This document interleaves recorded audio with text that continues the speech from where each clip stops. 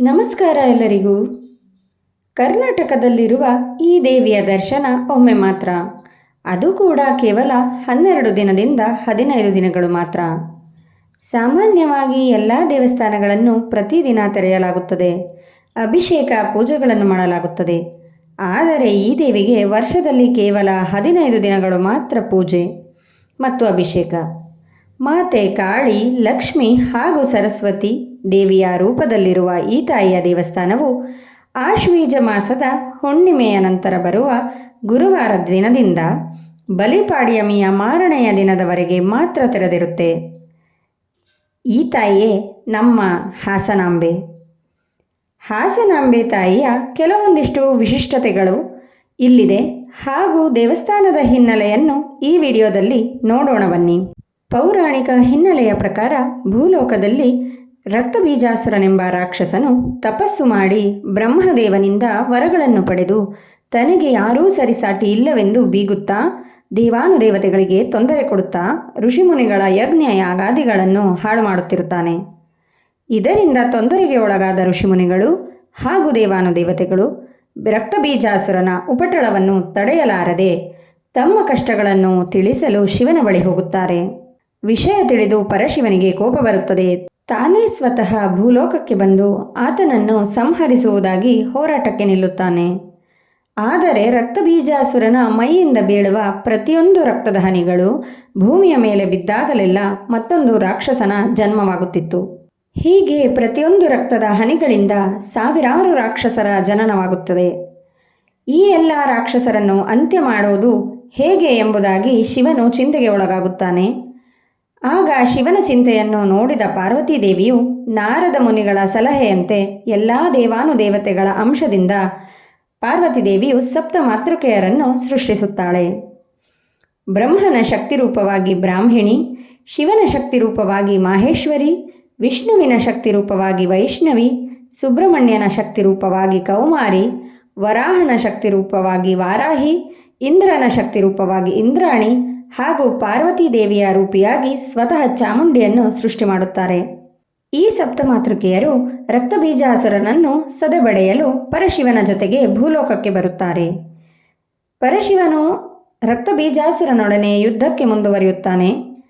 ಆತನ ಮೈಯಿಂದ ಬೀಳುವ ಪ್ರತಿಯೊಂದು ರಕ್ತದ ಹನಿಯು ಭೂಲೋಕಕ್ಕೆ ತಗುಲದಂತೆ ಸಪ್ತಮಾತೃಕೆಯರು ತಮ್ಮ ನಾಲಿಗೆಗಳನ್ನು ನೀಲವಾಗಿ ಚಾಚಿ ಹಾಸಿಗೆಯಂತೆ ಮಾಡಿ ರಕ್ತವನ್ನು ಭೂಮಿಗೆ ತಾಗದಂತೆ ನೋಡಿಕೊಳ್ಳುತ್ತಾರೆ. ಆಗ ರಕ್ತಬೀಜಾಸುರನು ಶಿವಪರಮಾತ್ಮನ ತ್ರಿಶೂಲದ ಹೊಡೆತಕ್ಕೆ ಸಿಕ್ಕಿ ಅಸುನೀಗುತ್ತಾನೆ. ಇದರಿಂದ ನಿಟ್ಟುಸಿರು ಬಿಟ್ಟ ದೇವಾನುದೇವತೆಗಳು ಈ 7 ಸಪ್ತಮಾತೃಕೆಯರನ್ನು ಭೂಮಿಯ ಮೇಲೆಯೇ ಇದ್ದು ಮುಂದೆ ಎಂದಿಗೂ ಅಸುರರಿಂದ ತೊಂದರೆಗಳು ಆಗದೇ ಇರುವಂತೆ ನೋಡಿಕೊಳ್ಳಲಿಕ್ಕೆ ಉಳಿದುಕೊಳ್ಳಲು ಬೇಡಿಕೊಳ್ಳುತ್ತಾರೆ. ಇದಕ್ಕೆ ಒಪ್ಪಿದ ಸಪ್ತಮಾತೃಕೆಯರು ಲೋಕ ಕಲ್ಯಾಣಕ್ಕಾಗಿ ತಾವು ಉಳಿದುಕೊಳ್ಳಲು ಸೂಕ್ತ ಸ್ಥಳವನ್ನು ಹುಡುಕುತ್ತಾ ಭೂಲೋಕದಲ್ಲಿ ಸಂಚರಿಸುತ್ತಿರುತ್ತಾರೆ. ಹೀಗೆ ಸಪ್ತಮಾತೃಕೆಯರು ಭೂಮಿಯ ಮೇಲೆ ಬರುತ್ತಿರುವಾಗ ಹಸಿರಿನಿಂದ ಕೂಡಿದ ಈಗಿರುವ ಹಾಸನ ಜಿಲ್ಲೆಯ ಪ್ರದೇಶವು ಅವರಿಗೆ ತುಂಬ ಇಷ್ಟವಾಗಿ ಇಲ್ಲೇ ಉಳಿದುಕೊಳ್ಳಲು ತೀರ್ಮಾನಿಸುತ್ತಾರೆ. ಇದರಲ್ಲಿ ಚಾಮುಂಡೇಶ್ವರಿ ತಾಯಿ ಮತ್ತು ವಾರಾಹಿ ದೇವಿಯರು ಪ್ರಶಸ್ತವಾದ ಒಂದು ಕಲ್ಯಾಣಿಯಲ್ಲಿ ನೆಲೆಸಿ ಜಲವಾಸಿಗಳಾಗಲು ನಿರ್ಧರಿಸುತ್ತಾರೆ. ಈ ಕಲ್ಯಾಣಿ ಇಂದು ಹಾಸನದಲ್ಲಿರುವ ದೇವಿಗೆರೆ ಕೊಳ. ಹಾಗೆ ದೇವಿ ಮಾಹೇಶ್ವರಿ, ಕೌಮಾರಿ ಹಾಗೂ ವೈಷ್ಣವಿ ದೇವಿಯರು ಕಲ್ಯಾಣಿಯ ಪಕ್ಕದಲ್ಲಿ ಶಿಲೆ ಮತ್ತು ಹುತ್ತದ ರೂಪದಲ್ಲಿ ನೆಲೆಸುತ್ತಾರೆ. ಇದೇ ಈಗಿನ ಹಾಸನಾಂಬ ದೇವಸ್ಥಾನ. ಹಾಗೆ ಬ್ರಾಹ್ಮಿ ಮತ್ತು ಇಂದ್ರಾಣಿಯು ಕೆಂಚಮ್ಮನ ಹೊಸಕೋಟೆಯಲ್ಲಿ ನೆಲೆಸುತ್ತಾರೆ. ಇದು ಈಗ ಹಾಸನಾಂಬ ದೇವಸ್ಥಾನದಿಂದ ಸುಮಾರು 40 ಕಿಲೋಮೀಟರ್ ದೂರದಲ್ಲಿದೆ. ಸುಮಾರು 12ನೇ ಶತಮಾನದಲ್ಲಿ ಹೊಯ್ಸಳರ ರಾಜ ವಿಷ್ಣುವರ್ಧನನ ಕಾಲಘಟ್ಟದಲ್ಲಿ ಸಂಜೀವ ಕೃಷ್ಣಪ್ಪ ಪಾಳೆಗಾರನಿಗೆ ಈ ಕ್ಷೇತ್ರದ ಉಸ್ತುವಾರಿಯನ್ನು ವಹಿಸಿರುತ್ತಾರೆ.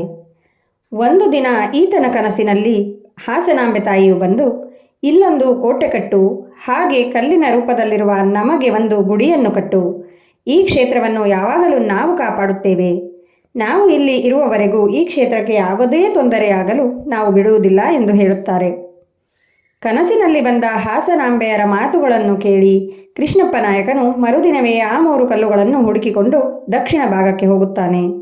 ಆ 3 ಕಲ್ಲುಗಳು ನೆಲೆಸಿದ್ದ ಜಾಗದಲ್ಲಿಯೇ ಕೋಟೆಯನ್ನು ಕಟ್ಟಿ ಒಳಗೊಂದು ಗುಡಿಯನ್ನು ಸಹ ಕಟ್ಟುತ್ತಾನೆ. ಅದೇ ಈಗಿನ ಹಾಸನಾಂಬೆ ದೇವಸ್ಥಾನ. ಹಸನ್ಮುಖಿಯರಾದ ದೇವಿಯರನ್ನು ಕನಸಿನಲ್ಲಿ ಕಂಡು ಹಾಸನಾಂಬೆ ಎಂದು ಕೃಷ್ಣಪ್ಪ ನಾಯಕನೇ ಹೆಸರಿಸುತ್ತಾನೆ. ಹಾಗೆ ಈಗ ಈ ಕ್ಷೇತ್ರಕ್ಕೆ ಹಾಸನ ಜಿಲ್ಲೆ ಎಂದು ಹೆಸರು ಬಂದಿದೆ. ಇದು ಹಾಸನಾಂಬೆ ಕ್ಷೇತ್ರದ ಹಿನ್ನೆಲೆ. ಈ ದೇವಸ್ಥಾನದಲ್ಲಿ ಸೊಸೆಕಲ್ಲು ಎಂದು ಪ್ರಸಿದ್ಧವಾಗಿರುವ ಒಂದು ಶಿಲೆ ಕೂಡ ಇದೆ. ಇದರ ಹಿಂದಿನ ರೋಚಕ ಕಥೆ ಏನೆಂದು ತಿಳಿಯೋಣ ಬನ್ನಿ. ಬಹಳ ಹಿಂದಿನ ಕಾಲದಲ್ಲಿ ಒಂದು ಕೂಡು ಕುಟುಂಬದ ಸೊಸೆಯು ತನ್ನ ಅತ್ತೆಯ ಕಿರುಕುಳಕ್ಕೆ ಒಳಗಾಗಿದ್ದಳು. ಮಾನಸಿಕ ಮತ್ತು ದೈಹಿಕ ಕಿರುಕುಳಗಳನ್ನು ತಾಳಲಾರದೆ ಪ್ರತಿನಿತ್ಯ ಹಾಸನಾಂಬಾ ತಾಯಿ ದೇಗುಲಕ್ಕೆ ಬಂದು ದೇವಿಯ ಮುಂದೆ ಕೂತು ತನ್ನ ದುಃಖ ಹೇಳಿಕೊಂಡು ಅಳುತ್ತಿದ್ದಳು. ಹೀಗೆ ಒಂದು ದಿನ ಸೊಸೆಗೆ ಮನೆಯಲ್ಲಿ ಚಿತ್ರಹಿಂಸೆ ತಾಳಲಾರದೆ ಹಾಸನಾಂಬೆ ತಾಯಿಗೆ, ತಾಯಿ ನನ್ನನ್ನು ರಕ್ಷಿಸು, ಇಲ್ಲವಾದಲ್ಲಿ ನಿನ್ನಲ್ಲಿಯೇ ನನ್ನನ್ನು ಲೀನ ಮಾಡಿಕೋ ಎಂದು ಬೇಡಿಕೊಳ್ಳುತ್ತಾಳೆ ಸೊಸೆ. ಆ ಸೊಸೆಯ ಅಳಲನ್ನು ಕೇಳಿ ದೇವಿಯು ತನ್ನ ಭಕ್ತೆಗೆ ರಕ್ಷಣೆ ಮಾಡಿ ದೇವಸ್ಥಾನದಲ್ಲಿಯೇ ಅವಳನ್ನು ಶಿಲೆಯಾಗಿ ನಿಲ್ಲುವಂತೆ ಮಾಡುತ್ತಾಳೆ. ಇಂದಿಗೂ ಆ ಶಿಲೆಯು ಸೊಸೆಕಲ್ಲು ಎಂದು ಹೆಸರುವಾಸಿಯಾಗಿದೆ. ಪ್ರತಿ ವರ್ಷ ದೇವಸ್ಥಾನದ ಬಾಗಿಲನ್ನು ತೆರೆದಾಗ ಈ ಶಿಲೆಯನ್ನು ಭಕ್ತಾದಿಗಳು ನೋಡಬಹುದು. ದಂತಕಥೆಯ ಪ್ರಕಾರ ಈ ಸೊಸೆಕಲ್ಲು ಪ್ರತಿ ವರ್ಷ ಒಂದು ಭತ್ತದ ಕಾಳಷ್ಟು ದೇವಿಯ ಬಳಿಗೆ ಚಲಿಸುತ್ತಿದೆಯಂತೆ. ಈ ಶಿಲೆಯು ಸಂಪೂರ್ಣವಾಗಿ ಗರ್ಭಗುಡಿಯ ಒಳಗೆ ಪ್ರವೇಶಿಸಿದಾಗ ಕಲಿಯುಗವು ಅಂತ್ಯಗೊಳ್ಳುತ್ತದೆ ಎಂದು ಸ್ಥಳೀಯರು ನಂಬುತ್ತಾರೆ. ಈ ಕಥೆಯು ಹಾಸನಾಂಬಾ ತಾಯಿಯು ತನ್ನ ಭಕ್ತರ ಕಷ್ಟಗಳಿಗೆ ಸ್ಪಂದಿಸುತ್ತಾಳೆ ಹಾಗೂ ರಕ್ಷಿಸುತ್ತಾಳೆ ಎಂಬುದಕ್ಕೆ ಸಾಕ್ಷಿಯಾಗಿದೆ. ಈ ದೇವಸ್ಥಾನದ ಮತ್ತೊಂದು ಪವಾಡ ಎಂದಿಗೂ ಅಚ್ಚರಿ ಮೂಡಿಸುತ್ತದೆ. ಅದೇನೆಂದರೆ, ದೇವಿ ಹಾಸನಾಂಬೆಯು ವರ್ಷದಲ್ಲಿ ಕೇವಲ 12ರಿಂದ 15 ದಿನಗಳ ಕಾಲ ಮಾತ್ರ ಭಕ್ತಾದಿಗಳಿಗೆ ದರ್ಶನ ನೀಡುತ್ತಾಳೆ. ಉಳಿದ 350ಕ್ಕೂ ಹೆಚ್ಚು ದಿನಗಳ ಕಾಲ ದೇಗುಲದ ಬಾಗಿಲುಗಳು ಮುಚ್ಚಿರುತ್ತವೆ. ದೇಗುಲದಲ್ಲಿ 15 ದಿನವೂ ಪೂಜೆ, ಅಭಿಷೇಕ ಮುಂತಾದ ಜಾತ್ರಾ ಮಹೋತ್ಸವಗಳು ನಡೆಯುತ್ತದೆ. ಕೊನೆಯ ದಿನವೂ ದೇವಸ್ಥಾನದ ಬಾಗಿಲನ್ನು ಮುಚ್ಚುವ ಮೊದಲು ಪ್ರಧಾನ ಅರ್ಚಕರು ಮಣ್ಣಿನ ಹಣತೆಯಲ್ಲಿ ಪೂರ್ತಿಯಾಗಿ ಎಣ್ಣೆಯನ್ನು ಹಾಕಿ ನಂದಾದೀಪವನ್ನು ಹಚ್ಚಿ ಇಡುತ್ತಾರೆ. ಹಾಗೆ ಒಂದು ಕಳಶದಲ್ಲಿ ಶುದ್ಧ ನೀರು ಮತ್ತು ದೇವಿಗೆ ಇಷ್ಟವಾಗುವ ಹೂವುಗಳು ಜೊತೆಗೆ ನೈವೇದ್ಯಕ್ಕೆ ಬಟ್ಟಲಲ್ಲಿ ಅಕ್ಕಿ ಹಾಗೂ ಬೆಲ್ಲವನ್ನು ಇಟ್ಟು ಬಾಗಿಲನ್ನು ಸಂಪೂರ್ಣವಾಗಿ ಮುಚ್ಚುತ್ತಾರೆ. ಇನ್ನು ಬಾಗಿಲು ತೆಗೆಯುವುದು ಮುಂದಿನ ವರ್ಷವೇ. ಈ ಎಲ್ಲ ದಿನಗಳಲ್ಲಿ ದೇವಿಯು ಧ್ಯಾನಸ್ಥಳಾಗಿರುತ್ತಾಳೆ ಎಂಬ ನಂಬಿಕೆ ಇದೆ. ಒಂದು ವರ್ಷದ ನಂತರ ದೀಪಾವಳಿಯ ಶುಭ ಸಂದರ್ಭದಲ್ಲಿ ಮತ್ತೆ ತೆರೆಯಲಾಗುತ್ತದೆ. ಬಾಗಿಲು ತೆರೆದಾಗ ಅರ್ಚಕರು ಹಾಗೂ ಭಕ್ತಾದಿಗಳು ನೋಡಿದ ದೃಶ್ಯ ಪವಾಡವೇ ಸರಿ. ಹಿಂದಿನ ವರ್ಷ ಹಚ್ಚಿ ಹೋಗಿರುವ ನಂದಾದೀಪವು ಇನ್ನೂ ಪ್ರಜ್ವಲಿಸುತ್ತಿರುತ್ತದೆ. ದೇವಿಗೆ ಅರ್ಪಿಸಿದ ಹೂವುಗಳು 1 ವರ್ಷ ಕಳೆದರೂ ಬಾಡಿರುವುದಿಲ್ಲ. ಕಳಶದಲ್ಲಿಟ್ಟ ನೀರು, ಅಕ್ಕಿ ಹಾಗೂ ಬೆಲ್ಲ ಕೂಡ ಹಾಗೇ ಇರುತ್ತದೆ. ದೇವಿಯ ದಿವ್ಯ ಶಕ್ತಿ ಮತ್ತು ನಿರಂತರ ಉಪಸ್ಥಿತಿಗೆ ಇದೇ ಸಾಕ್ಷಿ. ದೀಪಾವಳಿ ಸಮಯದಲ್ಲಿ 12ರಿಂದ 15 ದಿನಗಳ ಕಾಲ ನಡೆಯುವ ಹಾಸನಾಂಬೆಯ ಜಾತ್ರೆಗೆ ದೇವಿಯ ದರ್ಶನ ಪಡೆಯಲೆಂದು ಲಕ್ಷಾಂತರ ಜನರು ಮೂಲೆ ಮೂಲೆಗಳಿಂದ ಬಂದು ಇಲ್ಲಿ ಸೇರುತ್ತಾರೆ. ಈ ಸಮಯದಲ್ಲಿ ಹಾಸನಾಂಬೆ ತಾಯಿಗೆ ವಿಶೇಷ ಪೂಜೆಗಳು, ಅಲಂಕಾರ ಹಾಗೂ ಹೋಮ ಹವನಗಳು ನಡೆಯುತ್ತವೆ. ಇದು ಕೇವಲ ಜಾತ್ರೆ, ಪೂಜೆ, ಉತ್ಸವವಲ್ಲ. ಇದು ಜನರ ಅಪಾರವಾದ ನಂಬಿಕೆ, ಸಂಸ್ಕೃತಿ ಮತ್ತು ಐತಿಹಾಸಿಕ ಪರಂಪರೆಯ ಒಂದು ದೊಡ್ಡ ಪ್ರತೀಕ. ಈ ದೇಗುಲವು ಕೇವಲ ಕಟ್ಟಡವಲ್ಲ, ಜೀವಂತ ಪವಾಡಗಳಿಗೆ ಸಾಕ್ಷಿಯಾಗಿ ನಿಂತಿದೆ. ಹಾಸನಾಂಬೆ ತಾಯಿಯು ವರ್ಷಕ್ಕೊಮ್ಮೆ ಭಕ್ತಾದಿಗಳಿಗೆ ದರ್ಶನ ನೀಡುವ ಪದ್ಧತಿ, ವರ್ಷವಿಡೀ ಉರಿಯುವ ನಂದಾದೀಪ, ಬಾಡದೇ ಇರುವ ಹೂವುಗಳು ಮತ್ತು ಸೊಸೆಕಲ್ಲಿನ ಕಥೆ ಆಧ್ಯಾತ್ಮಿಕ ನಂಬಿಕೆಯನ್ನು ಸೃಷ್ಟಿಸಿದೆ. ಈ ಪುಣ್ಯಕ್ಷೇತ್ರದ ದರ್ಶನವನ್ನು ಎಲ್ಲರೂ ಒಮ್ಮೆ ಆದರೂ ಮಾಡಲೇಬೇಕು.